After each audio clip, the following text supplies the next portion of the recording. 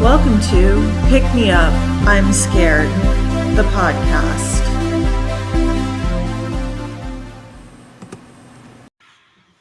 I'm your host, Madeline. And I'm your co-host, Kenna. Okay, Kenna, today I want to ask you, what is your Enneagram number? Oh, we talked about this at work. I am a tragic 4. Right, and what's the 4? The 4 is basically like you are the tortured artist and no one understands you because you are so special. You are creative, but you are possibly, forlorn and have bouts of melancholia. Everybody in the office is a 4 except for like 3 of us, right? I know. Everyone at work's a 4. I'm an 8. I know, lucky. I don't know about that. I'm an 8 wing 7, to be more specific. Do you know your wing?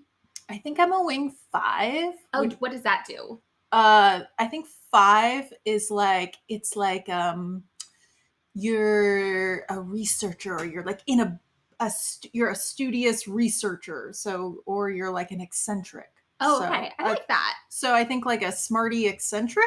That's cool. Which I don't think I am, but I am probably I like to read, to think that I read, but I'm not smart. I think you're smart. Thank you. Yeah, mine has like a name. Like if you're the 8 wing 7, you're called the Challenger. Yeah, I don't know if yours has a name, but so the explanation basically says that like I'm a bitch and I don't like anyone telling me what to do. But also, I don't like anyone telling anyone else what to do either. And because I'm a bitch, I'll fight you if I see you trying to control me or someone else. You bully the bullies. Yeah. And also that I'm practical, logical, and fair. Okay. So what is your Myers-Briggs thing? Oh my God. I keep forgetting. I think it's INFP or INTP. Yeah. Basically, I'm introverted and I don't remember. I think it was like I don't remember. I just remember that I'm introverted and I'm also a spacey little artist. Oh, well, that's on brand if you don't remember then. You're Yeah. like, that's just me. I do remember taking it one time and they're like, you are the rarest. Oh. So, yeah, all these stupid personality tests telling me I'm special, making me feel terrible. Okay, well, mine is the ENTJ, and it basically says that I'm a bitch, and I strive for success, but I also want everyone around me to succeed too, right along with me, and I'm really an asshole in negotiation situations, like buying a car. And that checks out because I once brought my boyfriend along with me when I was trying to buy a used car, and I negotiated for like 12 hours straight, and by the end of it, my boyfriend was like almost crying, and he looked at me at one point and was like, what the fuck is happening? And I was like, we're almost through it. And I got my sweet used Kia talked down from a $21K list price to the $18K Kelly Blue Book, and then down to a $13K out the door purchase price. Whoa. So worth it, I guess. Yeah. Okay. So then what about like the types? Like your type A, type B, type C, type D. What about those? Do you know what you are for those? I don't know what those are. I'm definitely not type A. Right. I think type B is like, I don't remember. I think type B is like you're more passive, but like one of them's you're more like creative, I think. And one of them you're more controlling. I don't know. I definitely am not type A because it stresses me out. And I'm not confrontational, and I just want to go with the flow. Okay, I think that might be a type B. I just want to go with the flow, and I want everyone else to do what they want, but sometimes that means I don't say what I want, which is a bummer, but I'm working on it. Yeah, well, I am a type A. Which basically means that I'm a bitch, but I'm super productive and I work a lot. Nice. Okay, every time you say I'm a bitch, I think of the Meredith Brooks song. I'm so sorry. Oh, that's me. Yeah. I'm a bitch. I'm a lover. I'm a child. Yeah, that's me. I'm Meredith slaps. Brooks. Yeah. Okay, and if you were a Kardashian, which Kardashian would you be? I'm Kim. I took the test. I'm Kim because I cry a lot. Oh, does she cry a lot? Yeah. Oh. Well, I'm Kris Jenner. And I don't know anything about the Kardashians, so all I know is that Kris Jenner is the mom. So I imagine that means that I'm like a bitch and a stage mom or something. Yeah, I do. Okay, in my mind, I think Kim is actually the most creative. She's pretty creative, right? I don't know anything about her, Yeah, but she I does think all that these things. yeah, I think that she has like a naturally good eye, and I like that she used to be Paris Hilton's like best friend who organized her closet, or maybe not best friend. Intern. Yeah, her intern. And then she was like, you know what? I'm just gonna do me. And I don't know, she turned that whole like leaked tape information into something cool for her, which I'm like, good for you. You're creative. Yeah, that is creative. The only exposure I have to any of the Kardashians, aside from seeing like photo memes, is that I watched that Paris Hilton cooking show on Netflix, and she has Kim Kardashian come on it. Really? Yeah, and it's cute. They like cook together, and what I got from it is I'm like, oh, Kim Kardashian's like domestic. Like she's like, I know how to cook and use utensils in the kitchen. And Paris Hilton's like, what's that? It's burning, you know? And I was like, oh, this is interesting. And that also Kim Kardashian was not as tall as I expected. Yeah, I like that okay, I feel maybe some affinity. I don't know, obviously don't know them personally. Who knows what's in a person's heart? But I like that she like came up through being like a closet organizer. Like that seems like a rich closet organizer. Like a rich closet organizer, but I like the hustle because I think it's like same as like doing the flea markets because you just like kind of wiggle your way around. Like she's like, I'm into clothing. I'm gonna figure out a way to get in there. I do like that politically there's something to be said for all those arguments where people are like, if everyone makes the same amount of money or if nobody makes money, why would anybody work? And then you're like, rich people work for fun all the time. And she is a great example of that. She has hustle, she has drive. She's getting her like law degree. Right. She was born rich. She didn't have to work. And yet look at her. Yeah, that is funny to me. So it politically serves me in a rhetorical capacity. I would say there is a part of me that was like, if I were rich, I would just get some second career. Be like, fuck it. I'm being a lawyer / architect / psychiatrist or something. I love like the parallel universe where Kenna is like just a rich kid architect. I think you designed some really cool stuff. Maybe like that book where they show all the houses or all the buildings in Las Vegas that are shaped like different animals, like a duck or a whale or a shoe. Is that real? Yes. Oh. I forget what the book is called. That sounds But it's cool. Like a famous book where like they show all the houses that look like other things. Well, there's probably a personality test online you can take that tells you what career you should have had. Oh, damn. But yeah, so obviously today I want to talk about personality tests. Which I know you, Kenna, have been wanting to do an episode on for a while. Mm-hmm. So I really hope I do this topic justice. But every personality test I take, just tells me I'm an asshole, basically. Mine just is like, oh, you poor tortured little weirdo. I love that. I'm the tortured little weirdo. So do you know much about like the history of personality tests? I don't know the general history. I feel like I do know a little bit about the Myers-Briggs. It was like a mother-daughter situation, but I feel like other than that, personality tests, I don't know, maybe they've been around for forever. I think about shit too, like astrology or something like that. Right. So personality tests, way back in like 460 BC, Hippocrates was born, right? And he was like the ancient Greek physician and probably someone we know of most because he's considered the father of medicine by lots of Western schools of thought. And because he developed the Hippocratic Oath, which is still used by doctors in the US today, right? So it basically just says that doctors have certain responsibilities and duties, and the first of which is famously do no harm. Mm-hmm. So Hippocrates did a bunch of stuff in his life, and a lot of that involved philosophizing about the human experience, from medicine to like spirit and soul. He even established the first intellectual school in the West dedicated just to the teaching practice of medicine, where in the past medicine had been a very like superstitious and faith-based thing in many communities around ancient Greece at the time. Hippocrates tried to take medicine in a new, more rational and scientific direction. But obviously it was like 400 BC, right? And there wasn't like a lot of medical technology. So my guy was out here just doing the best he could. And one of the things lots of people kind of think he came up with was that thing about the 4 humors. Do you remember this? Mm. Okay, so the 4 humors are literally just bodily fluids. That we're made up of? Yeah. Like, he's like, poo-poo, pee-pee. No, sorry. Basically, no, you're close. You're close. We've got yellow bile. Cool. We've got black bile. We've got blood. Cool. And we got phlegm. Ugh. Yeah.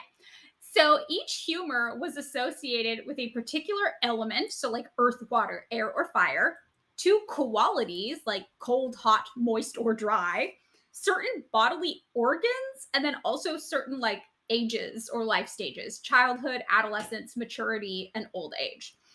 And he said that the way these humors, qualities, organs, and ages all work together was in conjunction with the seasons and the location of the planets. And all of that together determined basically everything about a person, from their physical health to their mental health, including their disposition and personality.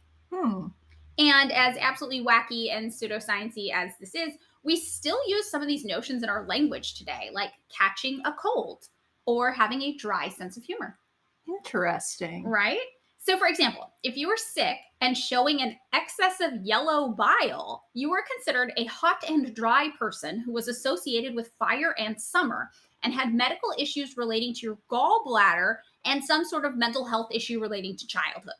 So you would have been called a choleric disposition. That would have been how you were categorized. Whoa, this sounds like some goop shit. Yeah, kind of. Yeah. Hippocrates, goop. The collab you've been waiting for. Yes. So, okay, if you had an issue with phlegm, for example, you were a cold and moist person associated with water and the season of fall. And you had medical issues relating to the brain and mental health issues relating to the idea of maturity. Oh, so that's me. No. I'm really relating to this one too, actually. I know. I'm like, ooh, yeah. Yes. So we would have been considered of the phlegmatic disposition. Oh, yeah. That would have been our personality type. Black bile was related to being cold and dry, and it made you a person of the earth and winter and conveyed some sort of medical issue pertaining to your spleen and mental health issues relating to old age. And they would have said that you had a melancholic disposition. Oh, I'm also feeling that one as well. Yeah, that's the best name for sure. And last, if the issue was blood related, you had the qualities of being hot and moist. And you were best represented with the element of air and were a spring person with medical issues pertaining to your heart and mental health issues relating to your adolescence. And they would have said you were of a sanguine disposition. Ooh, or sanguine, the blood one. How do you pronounce it? I don't know. It's one of those words you see in books a lot, and you're like, never hear someone say it. Yeah, there's not really a reason. This is the first time in my life I said that word. I think sanguine. If that sounds like sanguine? Equine, it sounds horsey. Sanguine, whatever. We'll figure it out later. That's the only time we say it in the whole episode, so I think they're okay. So you could have one of these 4 temperaments. Oh man, I wrote it again. Sanguine, whatever it is. Choleric, melancholic, or phlegmatic. And the general idea is that if you wanted to keep all of these humors in balance, then you would be healthier. Because if you had too much or too little of any of them, boom, disease, right? So Hippocrates was like, yeah, you got to regulate all of these things. And the best way to do it is with food, which, I like eating. That sounds great. But if that didn't work, you could also drain the humors too. Oh, yeah. Okay. This is where it gets real weird. Kind of Saw territory. And that's how we ended up with the absolutely terrifying and now thankfully gone medically inaccurate practice of bloodletting, which is where a doctor would actually cut open a vein and let blood drain out to restore balance to your humors. Ooh, I can't stand the sight of blood anymore, man. Oh, that actually, when I was researching this episode, was a question they asked on a personality test. Oh, which Kardashian does that make me now? Maybe still Kim. I feel like Kim can handle the sight of blood from what I know about her. We should, something to research. Maybe we can email her team. Okay, so now even though this was clearly not actually scientific, it was still somehow more scientific than what people had been doing at the time. And it was seen as a step in the right direction of like Western culture, medicine progress. And many of Hippocrates' teachings were compiled into this text called the Hippocratic Corpus, which was used by medical professionals like well into the 1800s. Whoa. Yeah. Now, while this was considered medical, we can definitely see some signs of personality testing in there too, right? Like you're a dry person, you're a fiery person, you're a cold, wintry person.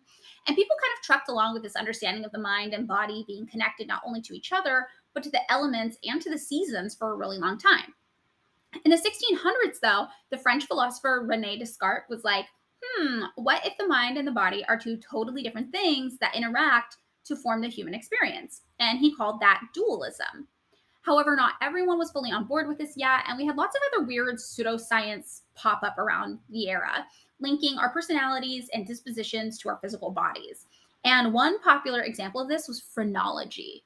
Oh, I know this one. It's your head shape. Yes, it was created by Franz Joseph Gall in the late 1700s, and it measured people's skulls in an effort to tell us like something about them.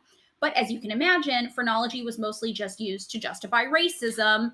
I was going to say that is also where the term highbrow and lowbrow comes in. Whoa, I didn't know that. Yeah. Wow, that's because if you had a high brow, you were smarter than if you had a low brow. Yeah, well, Isn't that crazy? I just learned that. That is very wild. I did not know that. Unfortunately, it kind of checks out though, because yeah, he basically created this whole thing just to say that people who weren't white were inferior beings, and we shouldn't feel bad about doing fucked up shit to them. God, I know, shocking, but not shocking. It's one of those things where you're like, I know, it's horrifying, but not shocking. I guess. How come like every single thing we research, it's just like, oh, racism. It's all racism and eugenics. Everything is racism and eugenics. Yeah. Then in the 1870s, German psychologist Wilhelm Wundt formally was like, yeah, that humor stuff, that's not right. Your mind and your body, they don't operate as one. And then he kind of separated the idea of your personality from your body's overall physical health in terms of things like disease in a more medical and less philosophical capacity than, Rene Descartes had. So Wundt comes along and kind of does for psychology in the West what Hippocrates had done for medicine in the West. He separates psychology not only from the idea of humors in your body, but also from philosophy by analyzing the mind in a more structured way.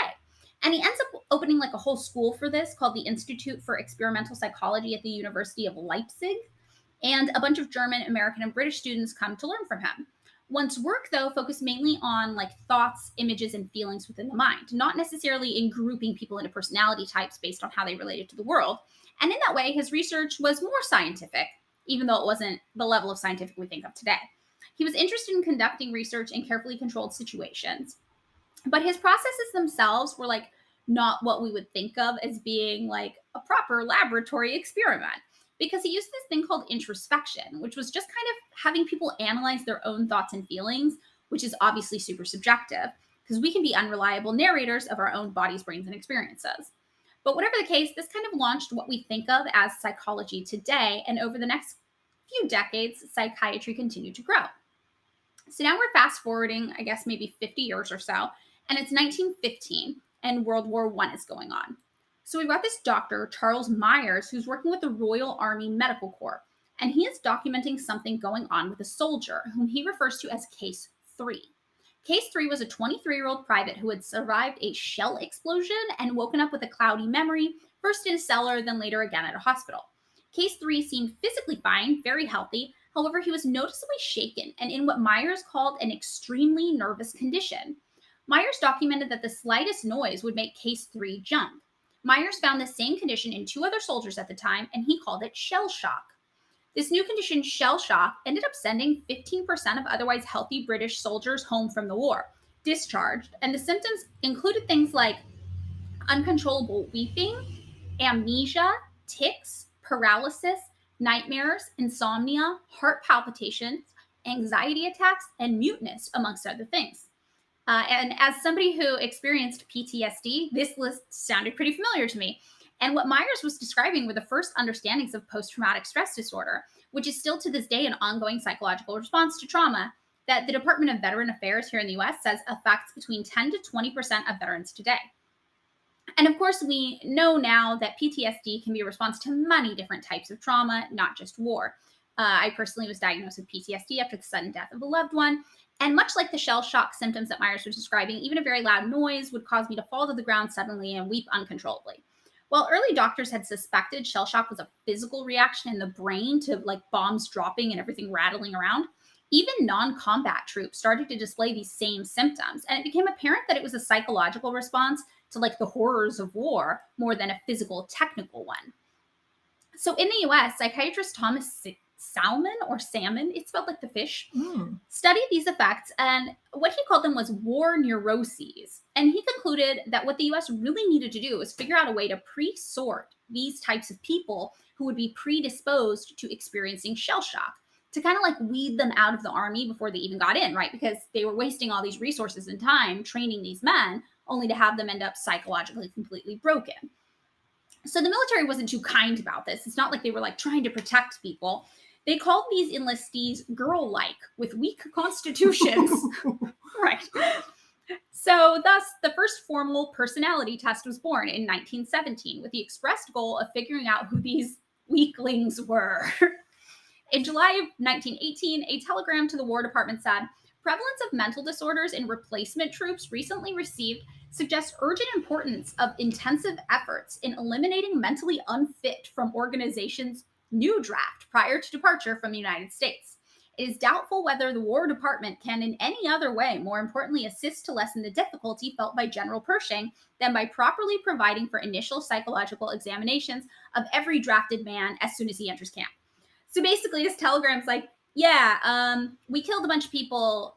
We sent some home broken, and then you sent us more guys to replace them, and these ones are broken too. So the best thing you can do is test these guys first before you send them out here, because they're all losing their minds. And of course, nobody was like, wow, it's almost like war is horrific, and nobody should have to endure it. They're like, send these sissies home, you know? Oh my God. I know, really fucked up situation.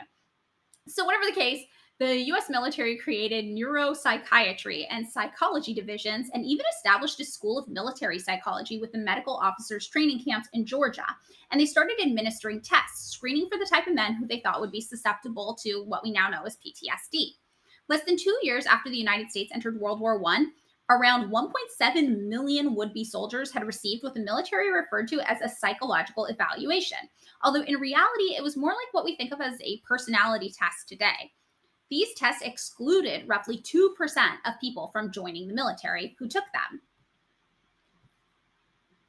One popular personality test for military enlistees was this one created by Robert Sessions Woodworth at the behest of the American Psychological Association. This test was called the Woodworth Personal Data Sheet, and it included questions like, did you ever think you had lost your manhood? Can you sit still without fidgeting? Do you like outdoor life? I do love that they refer to going to a war zone as outdoor life. That was pretty interesting to me. While what they called a normal recruit would probably score around 10 points on this test, people who had been diagnosed as hysteric or shell-shocked would commonly score more like 30 or 40. And I actually found this test online and took it just for fun. And I did indeed score 31 on it, indicating a predisposition towards what they would call neuroticism. Ooh. Which, you know, checks out. I actually did get PTSD, so I'm actually not mad at myself. Personally, that test is pretty accurate for me. That's fine. However, perhaps more interesting is the fact that every year the average results on this test change dramatically, like with the population. So in 1917, the typical recruit would have scored around 10 points. By 1930, the average test taker scored around 19 points. And by today, the average test taker scores around 36. Wow, it's like life is getting more and more stressful. Yeah, well, it could indicate a few things, right? It could indicate test taker bias. It could indicate a greater sense of us now being in tune with our true selves, or being willing to acknowledge that yes, the average level of mental instability in the general population has increased over time, even in ourselves. Or it could mean that these tests simply reflect pop psychology of the era, and they're not actually able to say much about the human condition at all. Yeah. So following the popularity of the Woodworth Personal Data Sheet, other personality testing and theories started springing up all over the place. So in 1919, we had this thing called the XO test for investigating the emotions, which sought to find maladaptive aspects of personality, which are described as involving emotional instability and lack of emotional control. So that was just 2 years after the first personality test entered the game. Then 2 years after that, in 1921, we had the Rorschach ink blot test, where you famously look at ink blots and whatever image you see tells you something about your overall condition. And where many personality tests are considered self-report inventories, The Rorschach test is different. It's considered a projective test, which I just thought was interesting. Have you ever taken an ink blot test? No, but probably the only thing I would see would be bats Oh, and that's kind of cute. butterflies. Oh, I like that. Oh, it's like bat, butterfly, bird, bat, butterfly. Just lots bird. of wings. Yeah, that's I like all. that. That's all that those are. Yeah. So also in 1921, we had Carl Jung publish the book Psychological Types, which was based solely off of his perceptions of people around him. And this stated that humans roughly fall into two main types of people, perceivers and judgers. And then both of those two types can be subdivided into two other types, sensing and intuiting, or thinking and feeling, for 4 personality types total. Then in 1923, Sigmund Freud developed his own personality theory, which saw the psyche is divided into 3 parts, the id, the ego, and the superego. And they all develop at different stages in our life with different levels of consciousness, pre-consciousness, and subconsciousness. So different levels of awareness. Then in 1925, we had the Colgate tests of emotional outlet, which used clinical sounding terms like psychosynthenoid, neurasthenoid, and histrioid. I probably pronounced all those wrong, but whatever. They weren't real, and they were used to categorize people.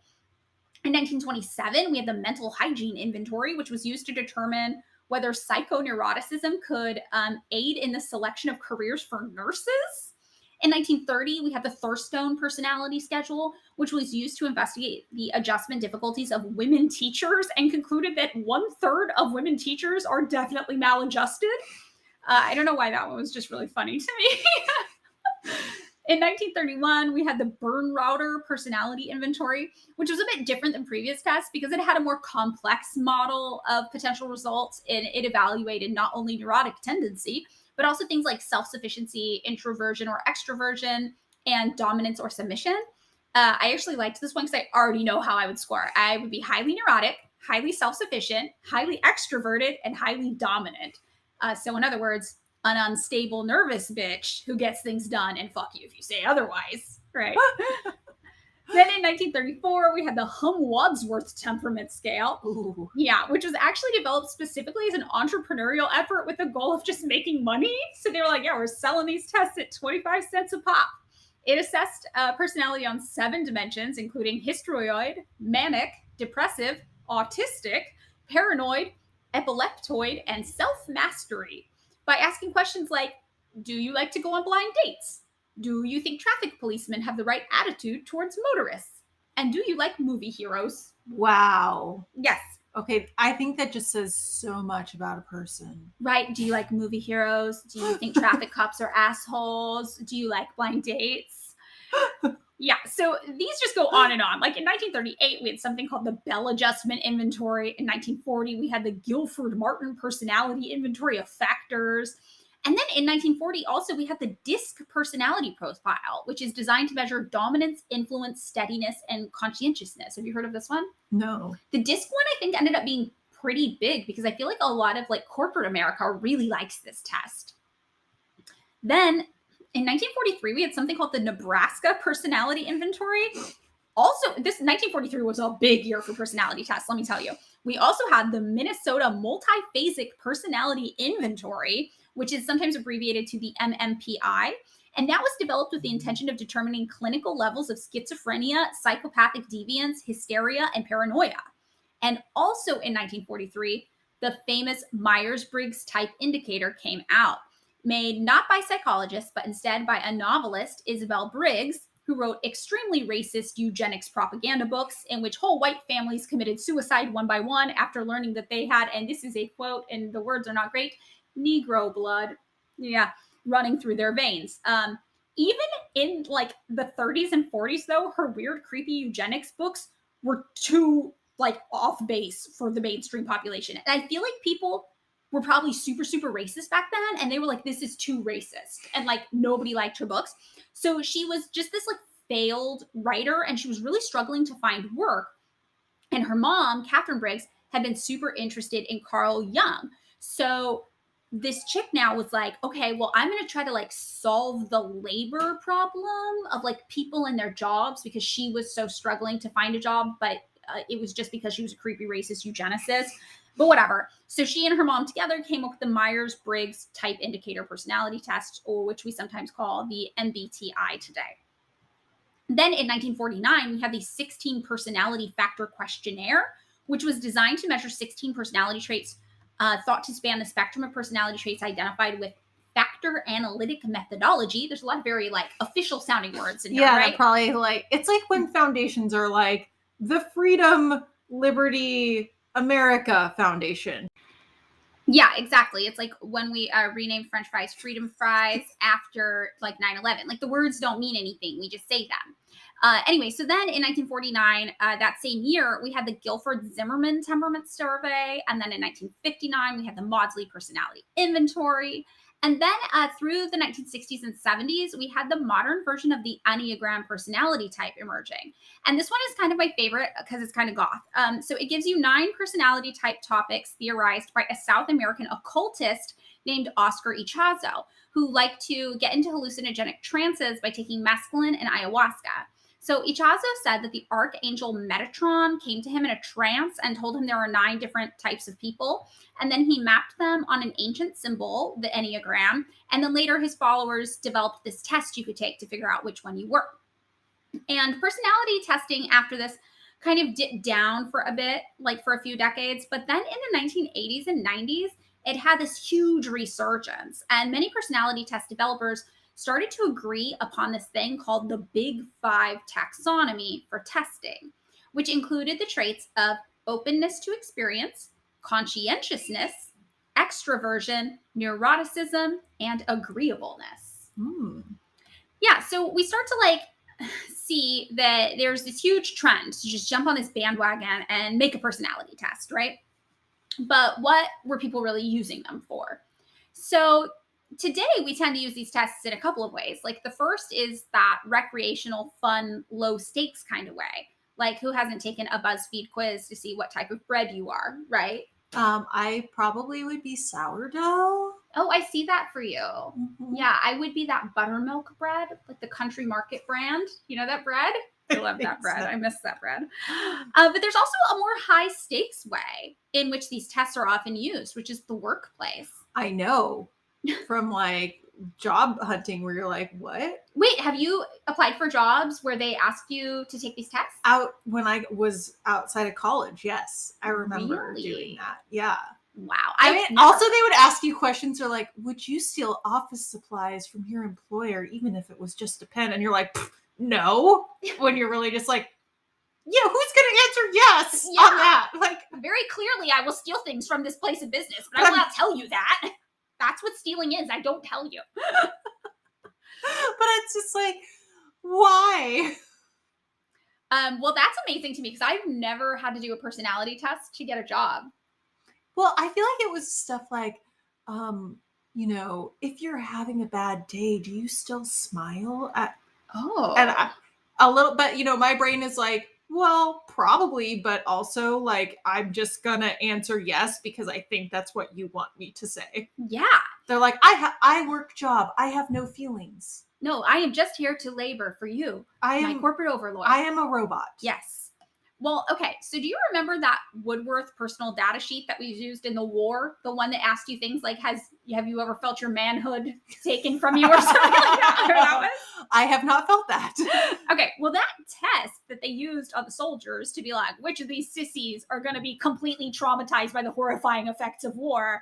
That guy, in 1924, he was like, wait, I think there's other uses for this test, and translation, other ways I can make money. So in 1924, he adopted this test to be used in the industrial capacity rather than a military one.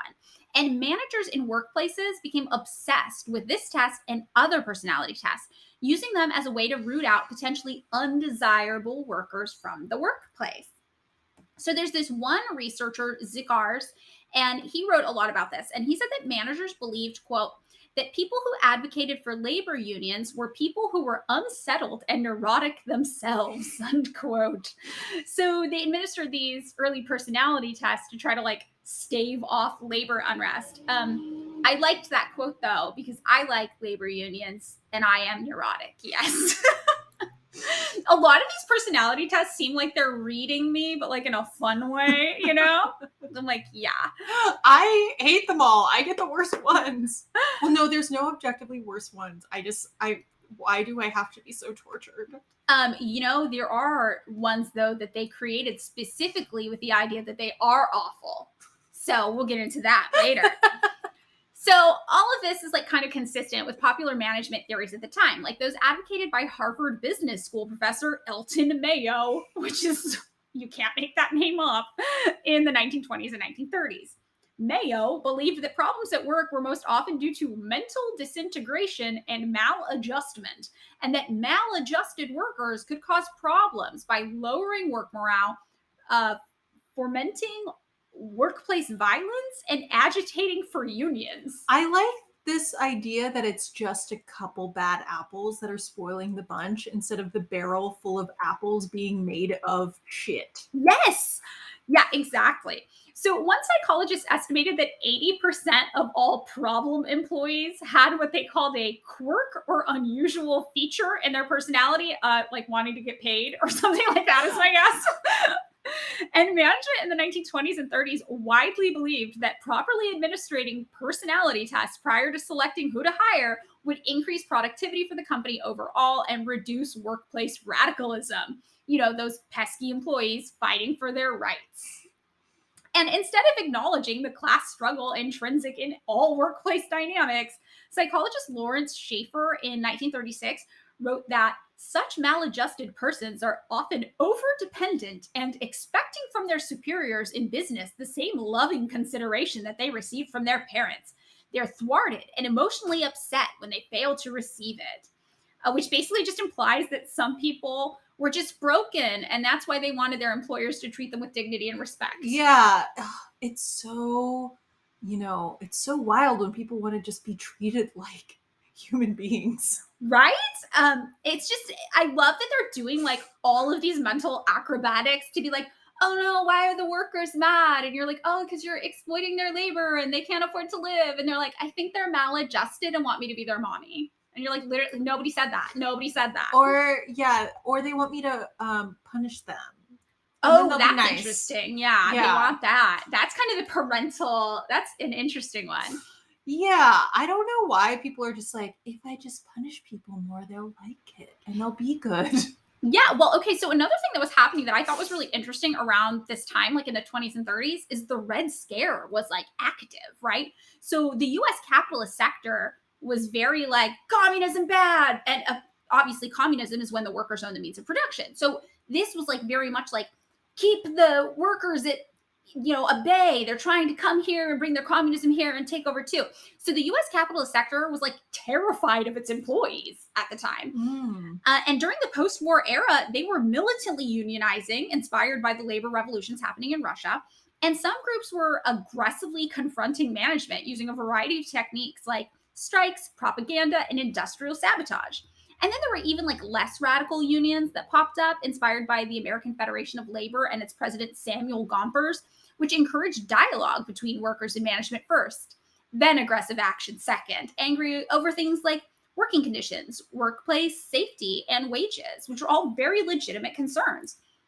Management of the 1920s and 1930s was under siege from assertive workers who were willing to take control of their workplace. And things like personality testing and industrial psychiatry were seen as management's tool of defense against even encountering these type of workers who would know their rights, demand more rights, and stand up for themselves if they didn't get it. I personally thought that was really like inspiring hearing that, though, that it's like, wow, the workers had the management running scared. Yeah. But for those pesky workers that personality tests couldn't suss out, industrial psychiatry became like its own field to deal with them, which is just psychiatry in the workplace. And it kind of became like a little micro industry all on its own, influenced by Sigmund Freud's psychodynamic school of theory. And rather than working to try to like heal trauma and care for people, this school of psychiatry attempted to just solve workplace issues with personal counseling. Industrial psychiatrists used role-playing and psychodrama, as well as group sessions, including management being able to discuss work-related problems with employees.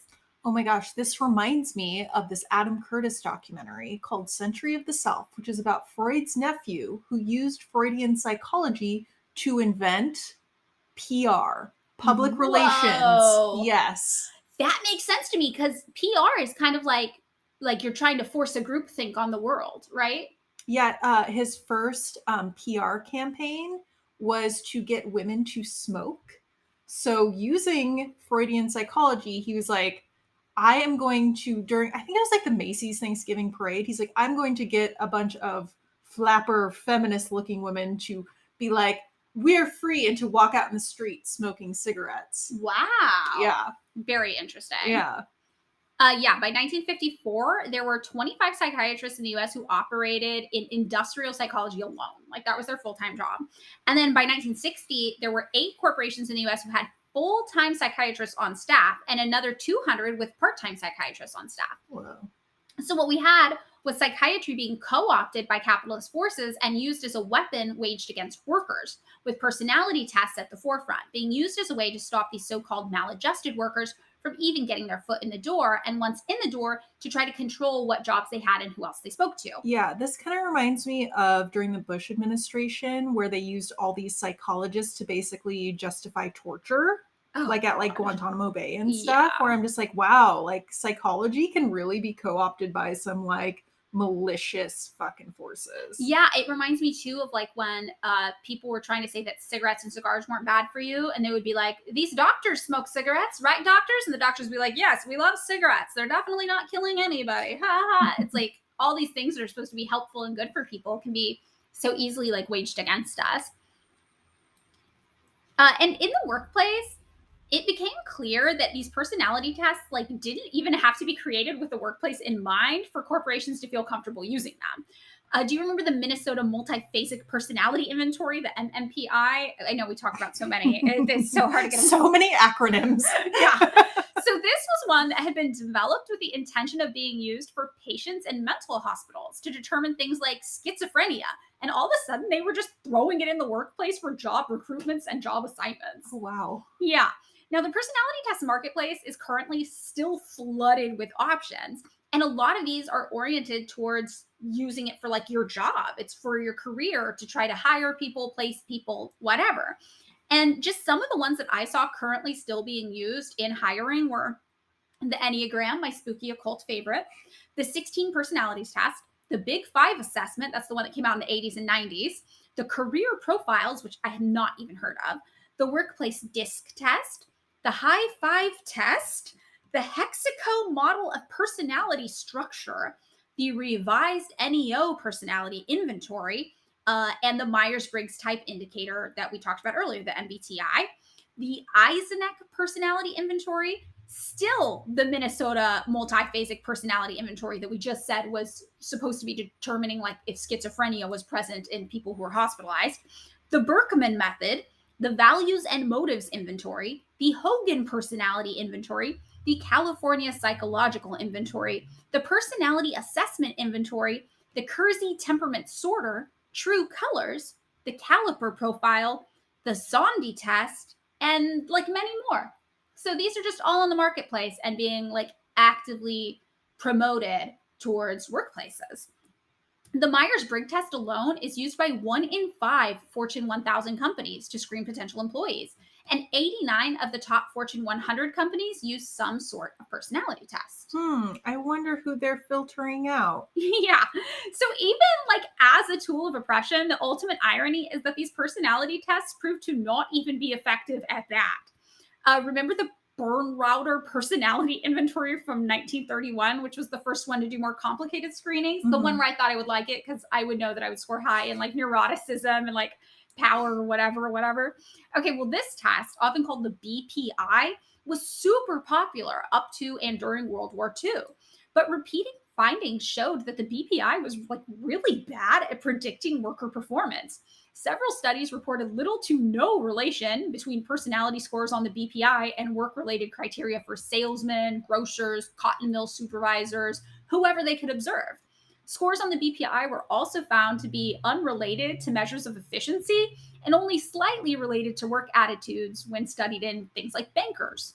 In regards to the use of the BPI in vocational training, like trying to match people with their ideal jobs, results were mixed at best, and that's where they did the most, like good. Yeah, it's it's wild to me how bad people are at predicting what other people will do.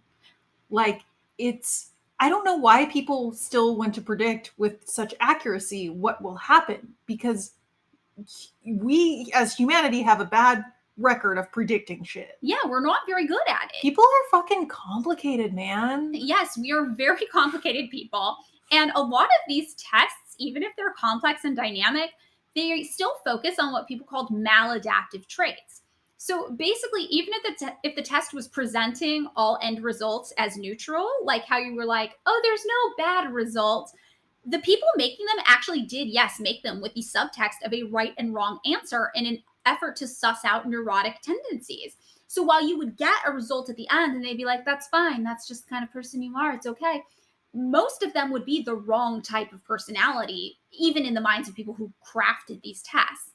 So by 1944, analysts were combating the validity of the the BPI, saying it appears that the type of personality test used is of little or no value as part of a battery of tests used in personnel selection, since it will predict neither success nor the attitudes of colleagues.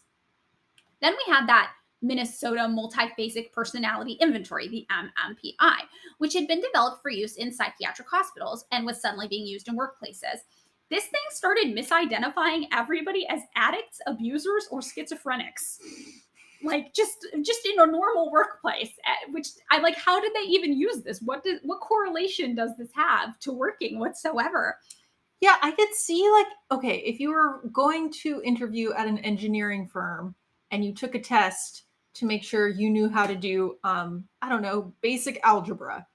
Right, but that's not like a personality Yeah, thing. I'm like, That's like a why skill do you need like a personality test that has to do with anything with the job that you're supposed to do? Yeah, I did apply for a city planning job in San Francisco when I lived there, and there was a rigorous day of testing, but it was all technical skill testing. It was all like, can you use this computer application? Can you analyze this data? You know, things like that, which made sense for the job. Yeah, like if you're like, do you know how to use an Excel spreadsheet? Like, Right, because this technical job skills. requires that. But it's just like, who cares if otherwise? Yeah, and like even these tests being called out publicly pretty early on is like, hey, not effective at all with what you guys are trying to do.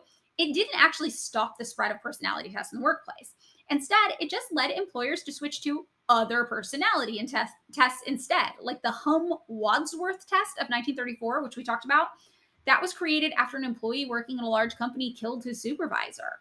And this test was developed based on a theory of personality proposed by Dr. Aaron Rozanoff, who used psychiatric observations to hypothesize that personality could be categorized into 4 abnormal traits: antisocial, cyclothymic, aka manic depressive or bipolar, autistic, and epileptic. So Rosanoff believed that so-called normal personalities had those 4 traits in varying degrees, but some people had them in stronger degrees, indicating potential for unrest in the workplace. And these tests ended up being super popular. They were aggressively marketed to businesses and sold extremely well. Articles written by its authors in personnel management journals, especially the Personnel Journal in particular, showcase the worth of this test in allowing hiring managers to pick the right person for the job wanted, to fit employees to different types of tasks, and to consult like in personnel aids when people had already been hired. So, marketing efforts claimed that these tests would provide a knowledge of temperament that would predict behavior and often would forestall undesirable behavior through an understanding of unfortunate tendencies, which also just sounds like weird pseudoscience mumbo jumbo. Like, what does that even mean? But basically, they were just saying, hey, bosses, we will let you know who the pain in the ass crazies are. And this was the one I think that was developed also with the expressed goal of just selling tests. By 1942, over 2 million workers within 225 corporations had completed the test, and companies reported being really happy with them. However, several experts questioned the validity of the theory and the efficacy at all. By 1949, Eisnick had commented that the theory on which it is based is not widely held among psychiatrists or psychologists, and there appears to be little evidence in its favor. So while companies were reporting that they liked them, there was actually no evidence that they were doing anything. And some tests did have marginal success at doing certain things. For example, the 16 personalities test was found to adequately predict grades in math for students. Or it was found to adequately predict the ratings of performance for police officers, but only police officers. And it was found to be unsuccessful at just about anything else. Big Five personality testing. That was the one that kind of came out in the 80s and 90s at the resurgence of personality testing that was supposed to be like, no, no, no, we've really got it down this time, guys. This is how it works. That was found to be able to reflect the best correlation to job performance we've seen in a personality test, although it still included that whole neuroticism thing, and that has led to it being less effective due to its tendency towards blanket concepts of maladjusted behavior, which are not actually predictors of much. For example, I would consistently fall under neurotic on a personality test like this, and I also do, yes, love things like labor rights and unions, but anywhere I've worked, I've been in the top performing category of all employees in terms of productivity, efficiency, and I would say at work I actually have a pretty nice and non-confrontational disposition with my supervisors and coworkers. But I would fail this test 100% of the time because I would rank high under neuroticism. There's apparently a new type of personality test also that came out, which is based on this Big Five thing, in which groups of people are kind of thought to come about in 4 clusters, which are called average, reserved, self-centered, and role model. But this still relies on the concept of maladjusted neuroticism. The role model cluster, for example, is people who rank low in neuroticism and high in all other traits. And this test was purported to be conducted by actual scientists like Louis Amaral, a professor of chemical and biomolecular engineering at the McCormick School of Engineering at Northwestern University, and William Revell, a professor of psychology in the Weinberg College of Arts and Science. This test at least acknowledges, though, that people's personality types often change as they mature. And the group kind of thing, the grouping where people go in, it also acknowledges that that's not so cut and dry. But then there's also not very many potential uses for this test at all afterwards. So they're kind of yeah, we did this. It turns out sometimes people will be clustered into these groups together, but it's not super accurate. It's not all the time. There are tendencies, but nobody can prove anything. And we genuinely don't know why this would be useful. Yeah, then why do it? Yeah. And basically all of these scientists kind of agree that these tests aren't super great for a couple of reasons. So one reason is that deception is possible. Just like you were looking at the test and it was well, will you steal a pen? And you're like, fuck yeah, I'll steal a pen. And you're like, no, never. I would never steal a pen, right? If you know what a prospective employer is looking for, it's pretty easy to just lie on the test to make yourself look better adjusted than you might actually be. Or at the very least, more in line with what someone is screening for. Another reason is that you need to have introspection for a lot of these. Remember that whole narrator bias thing? Well, it's sometimes pretty hard to know enough about yourself to answer correctly, even if you wanted to try. Data shows that people tend to overestimate certain tendencies, especially ones that are viewed as socially desirable, while underestimating other characteristics. Director of the Personality and Self-Knowledge Lab at the University of California, Samin Vazir, told The Atlantic in 2017 that the only thing a personality test can tell you is what you already know. Yeah, or what you think you know. Or what you think you know. Yeah, yes. I'm do you know? Ooh, it's my fear where I'm the Sixth Sense, where it's wait, everyone else aren't the asshole. I'm the asshole. Oh, I see assholes. See assholes everywhere, but really I am the asshole. I don't think you're the asshole. Thank you. Another reason is that the test can just be really long and people get to a point where they're bored and just want it to be over. So they're whatever, man, just get me through this test. There's also this whole issue where scoring can be super subjective. What's desirable as a trait to some people may be undesirable to another. I think if we were to administer personality tests like this at our work, I don't know if any of us would fall into the positive range. I was thinking about this and I thought maybe Lizzie might come out like a good hire. I'm it's weird because I think that we're all kind of goth.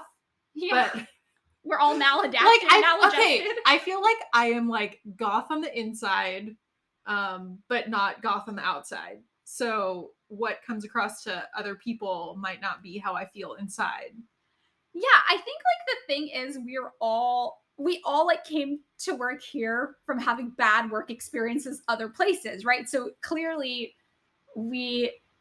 other workplaces would not be suitable for us, but altogether we actually are great workers and do really well at our job. Yeah. And it's just too subjective. Freaks. Yeah, we're a bunch of freaks and we're all together, man. So it's what's undesirable to somebody is super desirable in my workplace. Even though I feel I've always been a good worker. It's just people think I'm weird. But I'm like, I get the job done. Yeah, I think most of us here at our work, people would think are weird, or like somebody who got in fights with like everybody, or I know somebody at our work's been fired from every job they've ever had, but they worked for us for years, and I'm like, I don't really know how you can quantifiably take one test that says that this person is a good fit for all employers.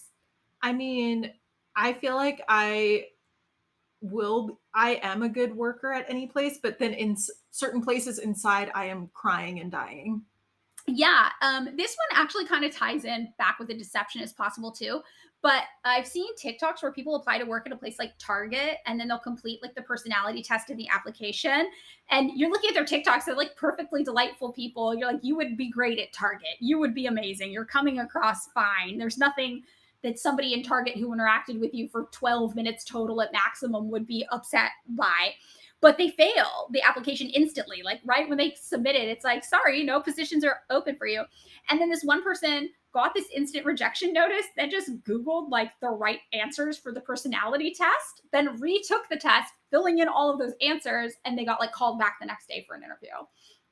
Yeah, so it's just weird because you're like, the things that seem like they should be totally fine to some people, you're like, no, that's a deal breaker, but it's stuff you would never guess because it's not actually objectively bad. There's no like objective bad. Yeah, also like you answering questions on a piece of paper has nothing to do with what is like actually going to happen in real life. Yeah, for sure. There's also this whole issue with these tests where like results can be super inconsistent. Like data shows tests often don't measure what they claim to measure. And oftentimes, due to narrator bias and other things we've mentioned, one person may take the test totally differently on the same day. Like you could take the test twice and get two totally different results.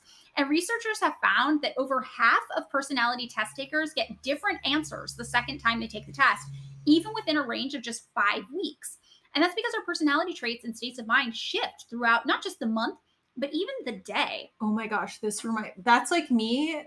If I don't eat, I get so like crabby, and it's like a next level hangry because I also have hypoglycemia. It's like next level. But I was reading somewhere that parole boards are more likely to grant people parole. Can I guess? I would guess in the morning. I believe it is right after lunch because they're not hungry. Yes. Oh, that makes sense. I would think by the end of the day, they just want to go home and they're I think there was like a sweet spot, like right in the morning. It was basically like when they were not hungry or tired, you would get parole. Wow. See, humans are just like, we're fucked up. We're biased. We're flawed creatures moving through the world. We just got to make sure everyone is hydrated and they get their snacks. And they have friends they can call so they're not sad and lonely. Yeah. It's like, it's so wild how we just, you know how like when a little kid is tired, like a lot of like parents will be like, you got to do this thing. You got to make sure they're watered. Do they got water? Do they got to pee? Do they got food? Like, you got to go through all the things. We've never evolved out of that state. So where Catherine Briggs from the Myers-Briggs test had said, every one of us is born either an extrovert or an introvert and remains extrovert or introvert to the end of his days, psychiatrists actually say that our personalities are nowhere near that innate. And like for being introverted or extroverted, for example, most people are introverted sometimes and extroverted sometimes. Like I would think of myself as a very extroverted person, but there are times where I'm like, I can't do it. Like I just need me time. I need to recover and I won't leave my house for 3 days. And that's really normal. Like we might have tendencies here and there, but none of us is that like hard line. This is who you are. Yeah. I mean, I have those same moments too. Yeah, we also have this whole reason these tests aren't super great, which kind of ties into that, which is that the answers just don't allow for nuance like at all.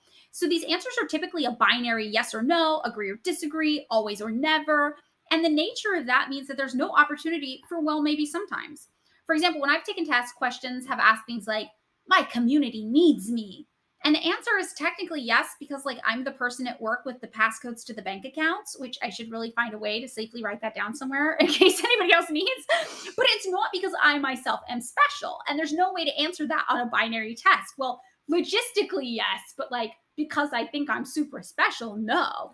Yeah, well, it's like people who do polling know that the way that you ask the question can produce very different results. Yes. Like, Even Oh, no, you go. Oh, no, I remember, like, in journalism class, like, even, like, I think, this was, like, George Bush, where they're like, "Do you think America is a free country, or do you think America is free?" Literally, people will answer based on just switching those words around. Yeah, they'll Interesting. answer differently because they're like, "What does that mean?" And also, some persons like, this is a stupid. I don't know why I thought of this example. Probably just because of the era. It's because, well, what does free mean? Right. Free could mean like, well, I can say anything I want and not get arrested, or someone would be like, well, I'm not free because I have to buy stuff. So nothing is free.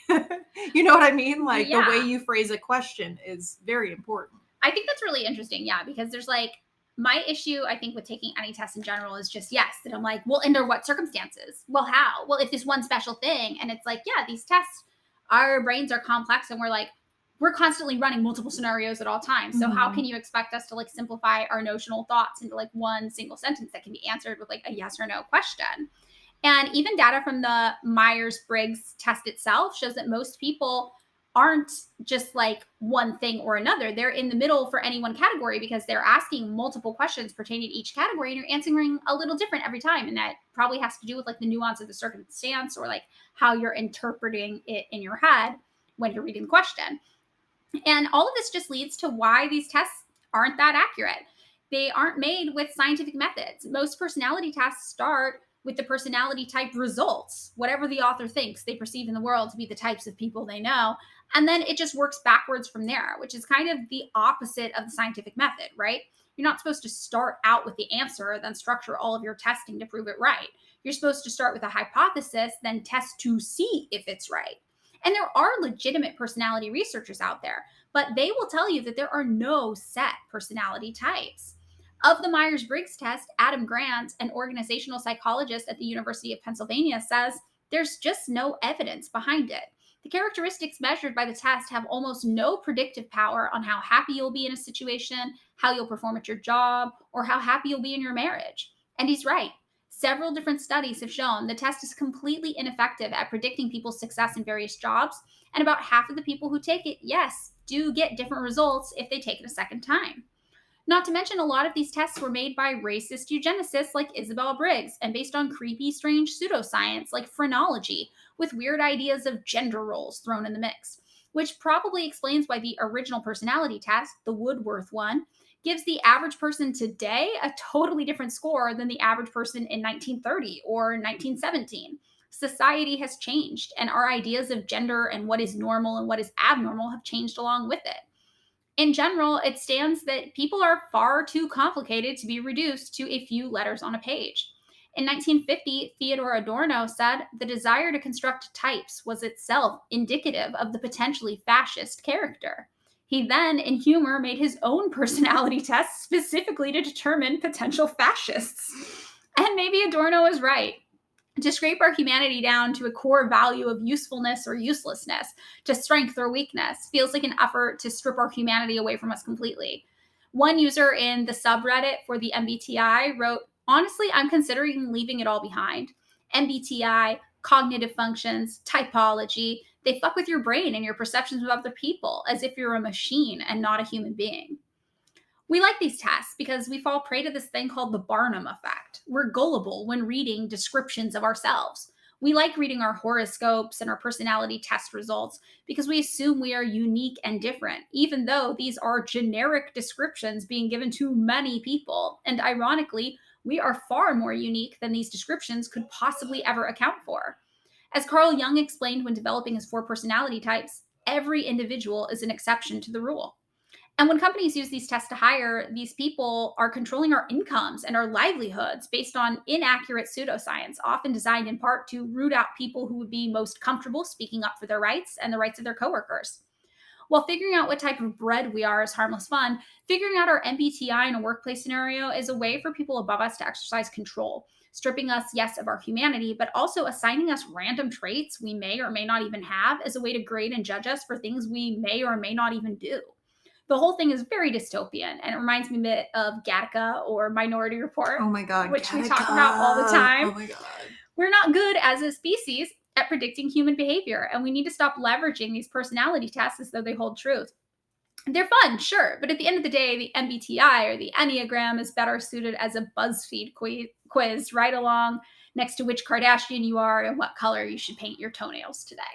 It should be Kim and sparkly cerulean blue. Oh, I love that. Okay, so Kenna, what do you think about all of this? I know you wanted to do this episode, so I hope I did it justice. Did I miss anything? What do you think? I also think about these tests as like, just to add, like, very, very ableist. Yeah. Like, if you think in a different way, you are going to answer these tests differently. So I think they're weeding, especially I think I've seen online, like, weed out people who are on the spectrum, weed out people who have like depression, which Right. to me is like, wow, you're gonna like discriminate against someone for something that has nothing to do with the workplace. I mean, whatever. I mean, regardless of how someone is or is not in the workplace, like, it's like people need resources, and I wish we didn't have to have jobs to have those. Right. That's the thing I think about too. It's like, okay, ideally in a perfect world, like everyone would have their basic needs met. And then if you were at work and you were like, this person's kind of a dick, you could be like, fuck it, fire him. Don't bring him around here. But then you get into this whole other thing where you're like, this person's kind of a dick, but they need a job. They need shelter. They need food. Like they still deserve those things. And at a certain point, you're like, yeah, like them being an asshole or not being nice to be around or even not being nice to me is not a reason for them to not be able to get the resources they need to live. And that's like a weird position to put people in. And that's what capitalism does. It makes us forced to be in those decision-making processes about our workplaces and our colleagues and our peers, where you suddenly can't just have like a value assessment of a person based on your interactions with them. You have to have that assessment and then compare it to how much of a right you think they have to live. Yeah, because there's no social safety net. Because there's no safety net. If there was a social safety net, yeah, you would just be like, yeah, this person isn't good for this thing that we must get done. This person is not good for this water waste treatment plant. Like, right. But I think, just the way. Also, okay, you know what this makes me think of? Like all these personality test things with like personnel, and someone's job is to figure out, like, imagine being in a huge corporation and your job is being in HR administering these personality tests. That seems like a stupid job to me. And it seems like a grifty style situation where all these companies are trying to get their money from another corporation. And it's just creating all these like these other jobs in the widget factory that are just like, and I'm like, wait, is that just what we do? We just create all these jobs that really don't serve any purpose in the sense of like expanding how the happiness of people, or like productivity, or productivity that actually helps people, not just creates more shit that just makes people's lives better. Where I'm just like, is it just because there is no safety net, you just have to create more and more rando jobs? Yeah, like rando useless stuff. Like that's actually a byproduct of capitalism. Like it's extremely inefficient, Yeah, where it's just like, well, if in the utopia where we don't have to work all these jobs, or like you only have like golly gee, like where I totally lost my train of thought. No, that's okay. But that's allowed. That would not be allowed in corporate America. Oh, I was thinking like, some sci-fi thing where it's just like, you probably need very few people to actually do the jobs that need to be done. And I think of like roads, water treatment plants, picking up trash, stuff like that. Shelter, food. Yeah. Honestly, a lot of that with technology, we're probably in the future will require fewer and fewer people, though people do need to, do these jobs. It's not AI robot takeover. Yeah. And there's nothing wrong with having a job where you pick up trash, pick up trash or do cleaning, because that's like, that helps everybody. Right. But I'm just thinking like in the future, probably there will be technology that just makes things simpler, where you don't need as many people doing a job. Or if you're going towards a post-growth economy, which I saw a TikTok about, where it's cool. Like, because, if we're thinking about the environment, we just can't keep growing and growing and growing because we run out of resources. So to me, that means less and less people working. Right. And then I think that fucks our culture up like in this way, because people are like, well, what do I do if I'm not tied to work? And then my personality isn't tied to work. And it's just like, I don't know. It creates all these things. But to me, I'm going on a tangent here. No, I actually get it. I think it makes sense because it reminds me of our last episode when we were talking about universal health care and how your mom was like, what about the insurance workers? And then it's like, what about the coal miners? And you're like, we don't need these jobs.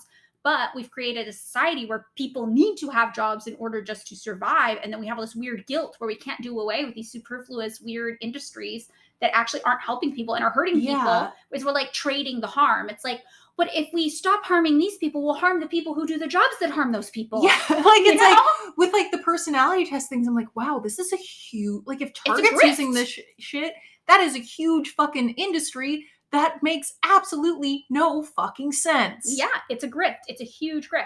I actually was thinking about, okay, the thing you said about like, oh, picking up trash like isn't a bad job. Like that's a job that people need. Have you seen any of the Grimes TikToks? I was just thinking about this. About the picking strawberries? Yeah, and I'm like, actually people pick strawberries because the human hands are actually better than machines, and also like just it's not inherently a bad job. No, it's you can make it a good job. If you got paid enough to do it, it would be a good job. It would be any job. If you are paid enough and treated with respect and dignity, is a good job. Yeah, I'm like, imagine thinking that like the people who are responsible for putting food on our table are Subway. Like that's the worst thing in the world. Like I remember seeing like some TikTok video was mentioning comment, be like, oh yeah, I think like I would like picking strawberries would be a fun job if it paid enough, and like if I could live off of it, and if it was really hot, I didn't have to suffer in the sun. Yeah, it's like they're like people just think that jobs are cool or uncool. I'm using air quotes in this, I'm like in this weird girl boss society. Yeah, it is weird girl boss society. Another thing I think about too is the other example she gave was like janitors. She's like, nobody wants to be a janitor. And I was thinking about Lola. So Lola is somebody I used to work with like years ago, and she was a cleaner at our workplace. And I was talking to her one day, and she's like, oh yeah, like I moved here from Mexico and I clean. And I was like, oh, what job did you do in Mexico? And she was like, oh, I was a lawyer. And I was like, what? She's like, yeah, I moved from Mexico to LA to be with some man. And then I had a family, and I thought I would be a lawyer again. Like I'd go to school and get my law degree here, but it turns out I actually just really like being a cleaner. I like cleaning, and it's not as many hours, and I get to spend time with my family. And, so all these people who are like, nobody would want to be a cleaner. I'm like, I know lots of people who actually really find it satisfying to clean. That's the thing. It's like they should be paid well. They should be paid like a lawyer. Like, it's important. Pay them well. I feel like it's weird because I feel like people will play a video game where they are cleaning up something or they are like picking fruit. Yeah. But they like, and so like maybe in real life they'd just be like, la la la. Like I've had jobs where I did data entry. Oh, I would love to. That was my dream job, is data entry. Honestly, I love it.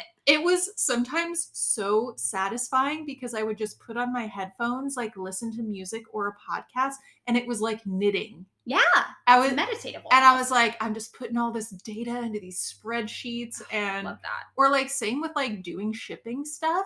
Like sometimes it was just like you just get in like a weird zone. What do they call it when you like are working and you focus really hard? It's called something. Oh, I don't know. But I will say that on like days at the office where it'd be like all hands on deck and we all had to ship orders, I feel like we would all get so into it. The people who shipped every day were like, yeah, we're shipping orders. And the people like who usually did like computer work, we'd be like, ooh, exciting. Yeah, I remember, like I, as a teenager, had a job making cotton candy, and it was mostly very brutal, boring work in the hot fucking Colorado sun. But sometimes I would just get so into making the cotton candy. It was like Proustian. I was like, I could write a fucking 100-page book on like doing the cotton candy machines and the way it smells. And it was like, I don't know. This was also pre-social media. So like, I feel like those were the days when you were on the job. Thank goodness I have an imagination. Oh yeah, I would end up just like keeping tally marks of the minutes, and I'd divide all the minutes mathematically and be like, okay, if I've done this many, I only have to do this 18 more times, and then this happens with these minutes. That would be like me trying to get through a boring job. But no, I think the point of it is like, you're right. Like the system we're in, we have to create all these bullshit things to support other bullshit things, and that's the reason why people won't just do logical like solutions to problems and say like, oh, these personality tests, they're not actually helping anybody, and we don't need them, and just do away with it, because there's always going to be somebody who's like, well, what about the poor HR managers who have to administer the personality tests? Like, what about them? Don't they need a job? And it does, like you were saying, all tie into like the social safety net thing. And it's a bummer because it's that kind of thinking where it's like, well, we can never change anything. Yeah, but or you're just like, okay, well, what if everybody like just helped each other out and we had like a big social safety net and all our work weeks went down to like 8 hours. Right. And we did away with the unproductive labor of like the marketing, the money management. Those things go into a business and take up so much work, but they don't actually contribute to the productivity of the business. They only contribute to the survival of the business under capitalism. Like trying to market your products best to beat out all of your competitors, like that only matters if you are so worried about getting money in the door that you're afraid you can't afford to feed everybody, or you can't, like continue to buy inventory or all these things. And you start to think about all the work where you're like, well, marketing and PR, like the thing with the cigarettes and the PR, you're like, does that actually contribute to anybody's quality of life if you take away the fact that it is just there to support the people who make the things or do the services that do contribute? Yeah, and honestly, it would clear up so much mental space, like for so many people, for me personally, where it's just like, damn, I think that just the personality test is just the symptom of the bullshit jobs. Yeah. Yeah, it is. And it's, I hate that we have to have the bullshit jobs because people need food and shelter. Right. Like, but if you're just like, okay, let's switch this around. Everyone has a right to food, shelter, healthcare, not just the basics, but has the right to a good life. Not just like survival, like good life. And then we work from there to make things good life to great life or just good life. Right. Yeah. It's like it's so funny that these tests are supposed to be made to suss out the people who are going to be the most efficient in the workplace. And you look at them and you're like, the existence of the test is symbolic of an inefficiency in the workplace. One thing this also never questions is it never tries. I think it's actually really funny, these personality tests, when they're not measuring like how good of a person is, or if it's good for society, or if it's moral or ethical. Like for some reason, it's so funny to me how that is not a big part of like business, or which you spend most of your time at, or like if you're, because I feel like, okay, these tests to me make it seem that the workplace is like a mini society and you're trying to suss out who is going to be the best for this mini society, but it doesn't take into account any sort of morality or whatever. It's just like, who will work the job in this, right, who will make the most profit. That's actually really, really interesting, because when I was doing this research, my Myers-Briggs, I think, was ENTJ. And I saw this article this woman had written who's also an ENTJ. And she said that when she got hired, the hiring manager was like, I'm an ENTJ too. We have a lot to talk about. We have the CEO personality type. But when I read those tests, I'm like, this test just called me a bitch. So the CEOs are the bitches. They're the assholes. They're the ones who are the least moral. They're the ones who are the most like, me, what can I do? You know what I mean? On one hand, there is nothing wrong with someone who is like more hyper and then someone who's more like chill. Like that's just, people have, whatever. Some people have hyper moments, chill moments. That's not a judgment call. But sometimes it is a judgment call to be like, wow, that person is mean to other people and bullies other people and makes them feel bad. Right. Or always has to be the boss, or always has to be in charge. And it's like, when I read those, I'm like, wow, there are things about my personality I prefer not to have these kind of dominant aspects sometimes. But it's like, they never phrase them that. There's never a personality test to be like, oh, well, maybe treating your friend this way, like maybe texting behind your friend's back that they're a bitch is bad. Yeah. Like there's never like these like moral questions. It's always these like amorphous, like, are you a tiger? Or are you a penguin? But I think the tiger thing, they want you to be amoral because that's how you best to do cutthroat shitty things that support the company. And it kind of goes into that thing where it's like the American CEO mentality is like the American Psycho kind of mentality, where you're like, fuck you, I do what I want, blah, and then everyone's like, wow, what a powerful leader. And it's like, of course, like corporate America doesn't test for your morality. They want you to be amoral in support of the business. Also, okay, I'm just going to say this, that personality has like sometimes like nothing to do with how successful someone is in the workplace. Yeah, of like course. Because, okay, I think about like when I was working retail, all my other coworkers were like, you're weird to the customers. And like, people don't like that. And you're like, I was either too nice or not nice, everything, whatever.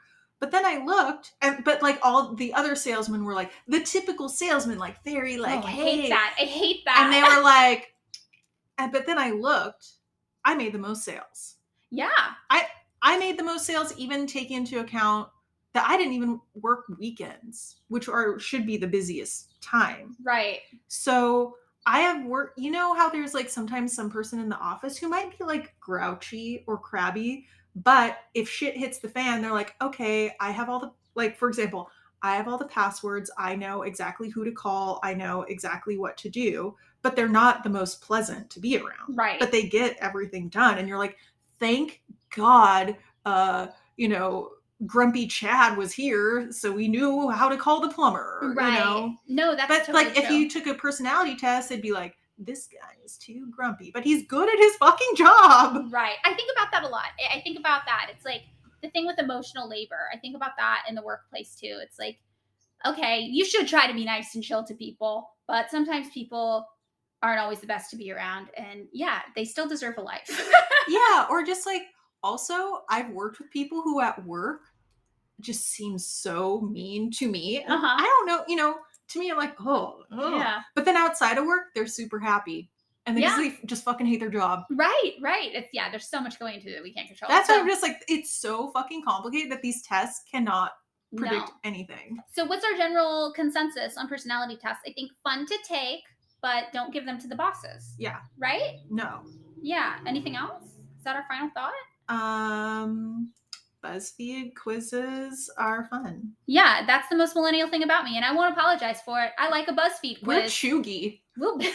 I think saying chuggy is chuggy. No, I don't want to. I take that back. Okay, don't take them. That's the episode. Thanks so much for listening to another episode of Pick Me Up, I'm Scared. You can find us on Patreon if you would like. Patreon.com/PickMeUpI'mScared.